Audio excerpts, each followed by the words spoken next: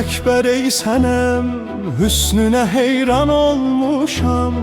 Gövzü güzehtir qaşların, yayına qurban olmuşam.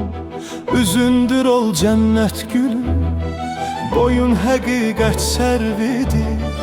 Eşqində mən bülbül kimi, aləmdə dəstan olmuşam. Könlü məkandan keçmişəm, mənə şərabın içmişəm. Cananın üzün görmüşəm, başdan ayaq can olmuşam.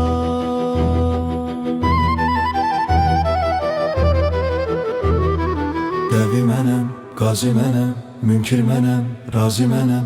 Tağı mənəm, yazı mənəm, mən külli dövran olmuşam.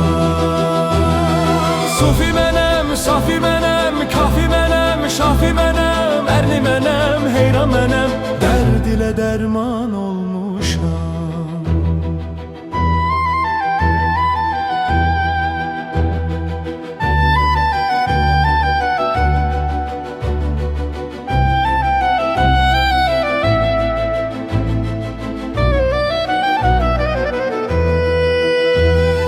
Zahid mənəm, abid mənəm, asi mənəm, fasik mənəm, mümin mənəm, kafir mənəm, mən külli insan olmuşam. Uçmaq ilə rizvan mənəm, damu ilə neyran mənəm, danan ilə nadan mənəm, həminü həm an olmuşam. Gəh çıxmışam iza kimi, çərx üstünə oturmuşam. Gəh varmışam Yusif kimi, ol Misrə sultan olmuşam. Sərrafi bəhri qüdrətəm, yakuti kani vəhdətəm.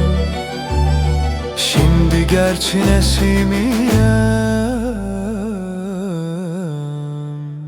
haqq ilə yeksan olmuşam.